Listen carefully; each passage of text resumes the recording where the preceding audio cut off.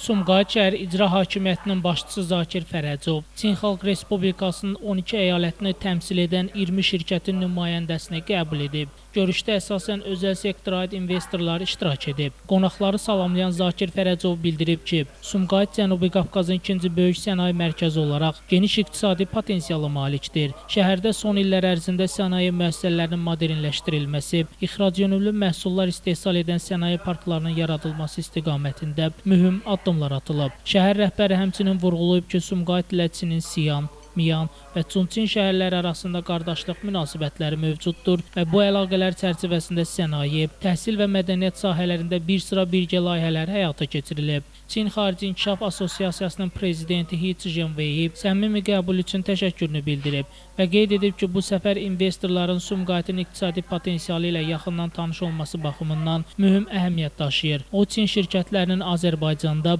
xüsusilə də Sumqayıtda birgə layihələrə maraqlı olduğunu vurğulayıb. He Zhengwei bildirib ki, əməkdaşlıq üçün 3 əsas istiqamət ön plana çəkilir. Bunlara Çindən Avropaya Qazaxıstan və Bakı vasitəsilə istifadə olunacaq nəqliyyat və logistika marşrutları, Azərbaycanda günəş və külək layihələrinin inkişafı üzrə bərpa olunan enerji sektoru, eləcə də avtomobil sənayesi, binalar və idarəetmə sistemlərini əhatə edən ağıllı texnologiyalarla bağlı intellektual istehsal daxildir. Qeyd olunub ki, bu əlaqələr yeni investisiyaların cəlb olunmasına təkan verəcək, müəssisələrə yaradılan güzəştli iş şəraiti onları daha da həvəsləndirir. İştirakçı şirkətlərin nümayəndələri də Sumqayıtda fəaliyyətə başlamaqda maraqlı olduqlarını ifadə ediblər.